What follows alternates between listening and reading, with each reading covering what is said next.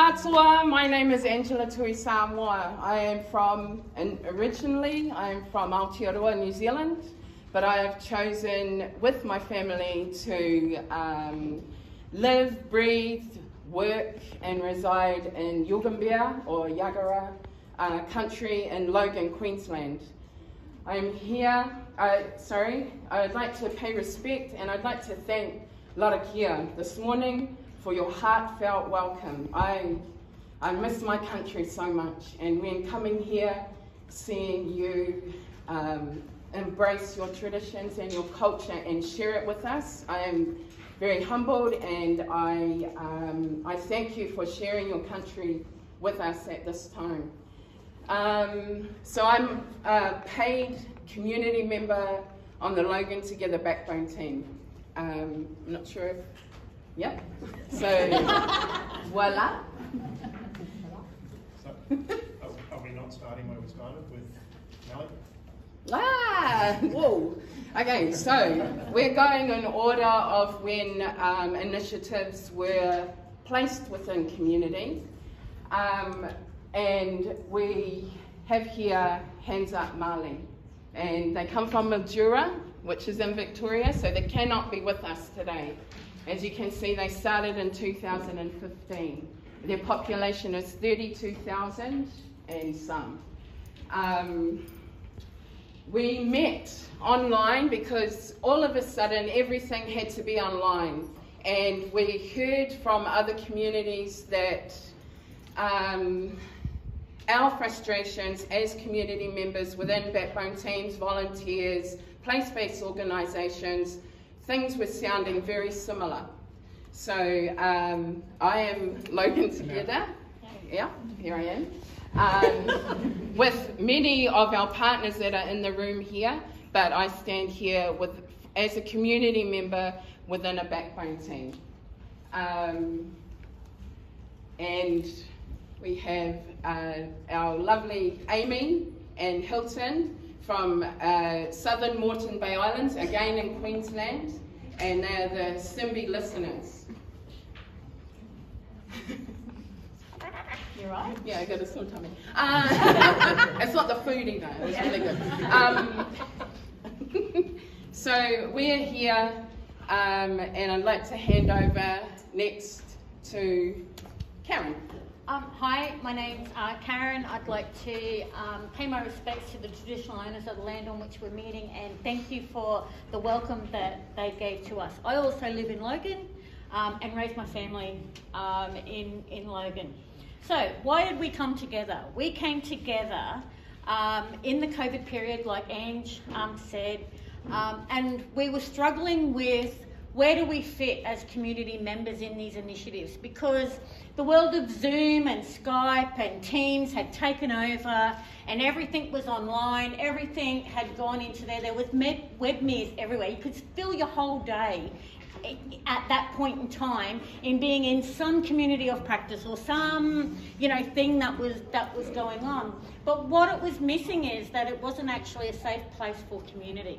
It wasn't a place that community could come in and that they were being valued to bring their insights into the core of what the discussions were happening.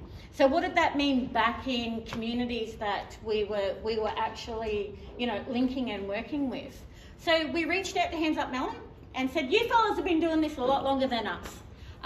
You fellas started using the same way that we did as having community conversations, and which was the Harwood approach. So where you fellas at? How's this going? And they went, well, let us tell you.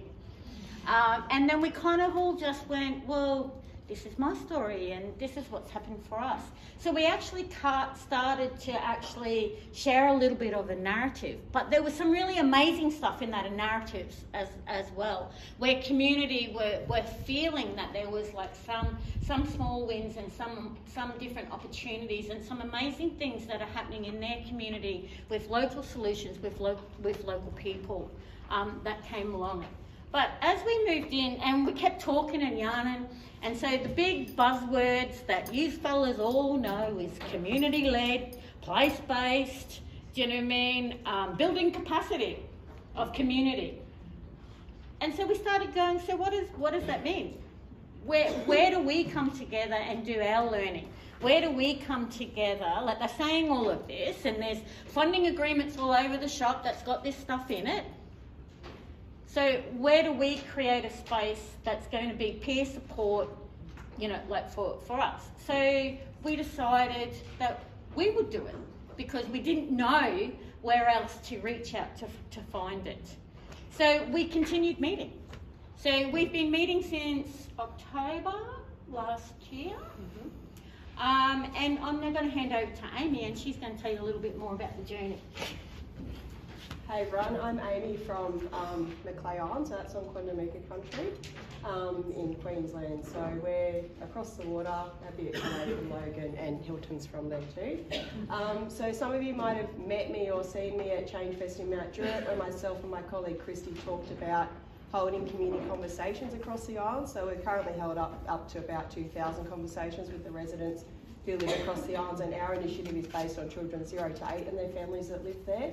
And as Ange and Karen said, I am employed as the manager of Assembly Listeners Inc, but I'm here as a community member in this capacity. So I guess what we wanted to just touch on is, if my friend can flick this slide. Is that we, in our sessions together, came up with this, and we just changed last week this to story of change rather than theory of change. So what we actually have done is we've taken things from collective impact work and, you know, as Karen said, almost like words like the theory of change, and used it to work for us. So that's what you can see up on the screen here. So this is what we've worked through together, some of our problems and ideas for moving forward, and I can't read it from here, but that's the end goal on the other side that we're working towards.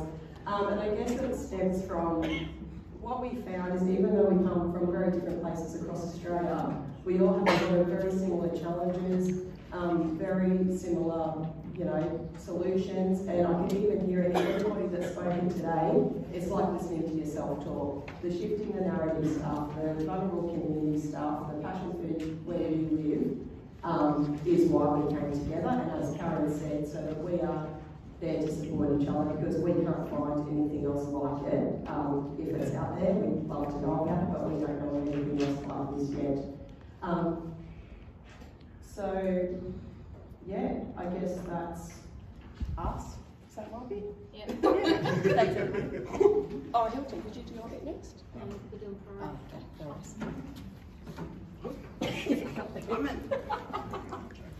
So we don't mean to be all over this shop, but we could talk this stuff for hours and hours and hours if you let us. Yeah. So we've got to be really like going, okay, we've got to tell them that, and we've got to tell them this bit.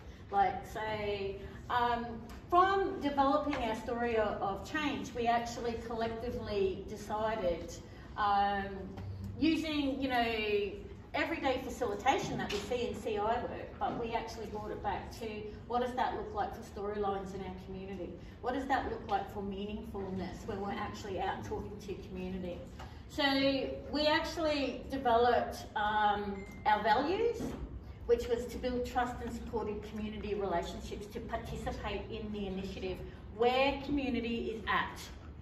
Some, you know, we hear that community haven't come to the table, or where is community? But we actually need to work with community out where they're at. They just may want to tell us their stories, or they actually may want to go and sit on a leadership table. Do you know what I mean? But they need to be given that opportunity, you know, to where they want to be. Our ways of working. We look at community ideas. We bring them to the front and foremost focus. We involve community with the decision making. And, you know, I hear you guys, and it sounds like you're doing a really amazing job. You're leading in the decision making. They are giving you the power, and that sings, that makes my heart sing. Community are being the conduit. We have the power. This is how we want to see it.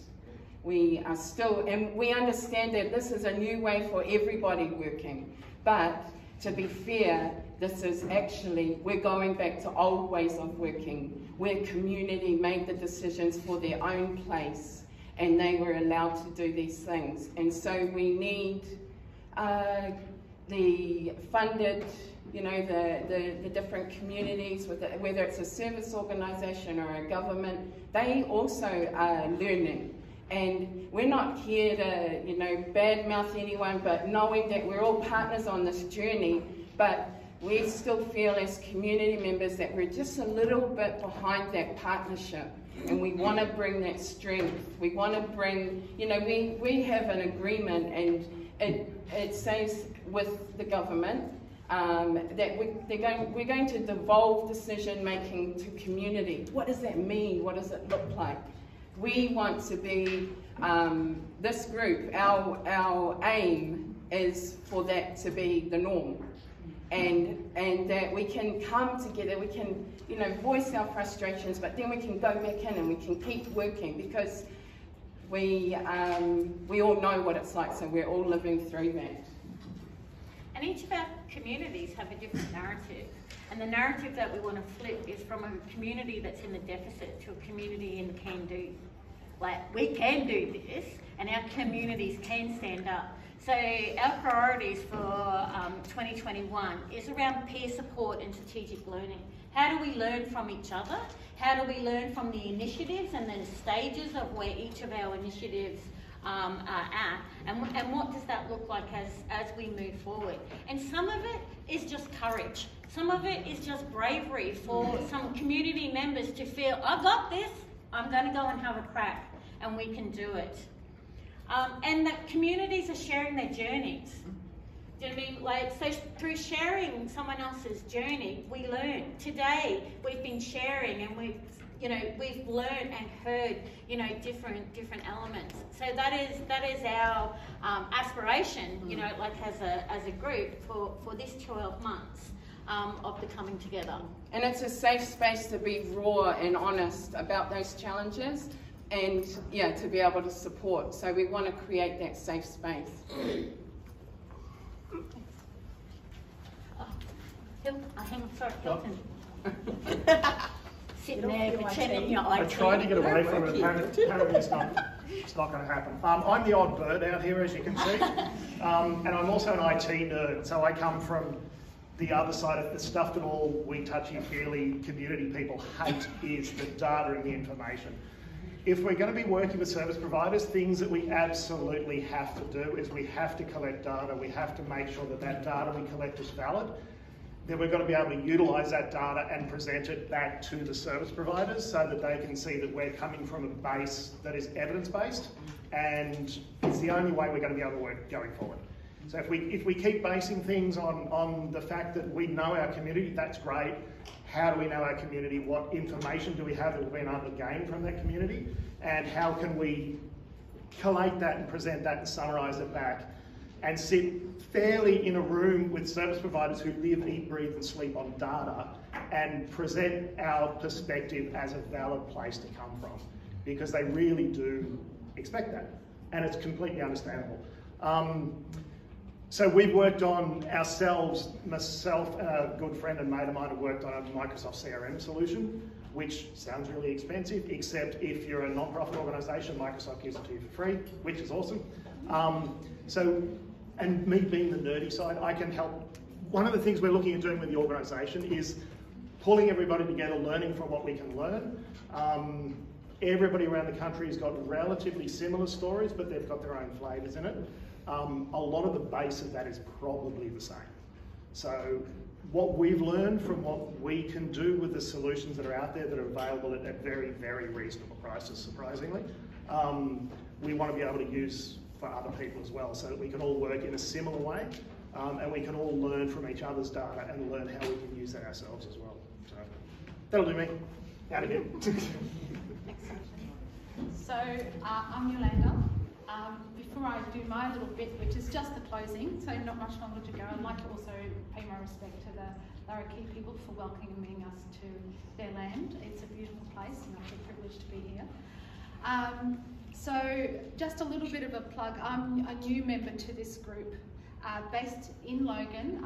My group is a group of community people, citizens, that really wanted to find a way to build their voice. So again, the same sorts of shared frustrations that we'd heard consistently. I've been to the 3 Changefests now, so I feel very privileged, but the same sorts of stories kept coming through, the same sorts of resonant themes kept coming through. So we were community members. We called the Deepening Democracy Project, based in Logan, together, wanting to do something about it. And through linking with these folks, we're finding that peer support being very, very powerful.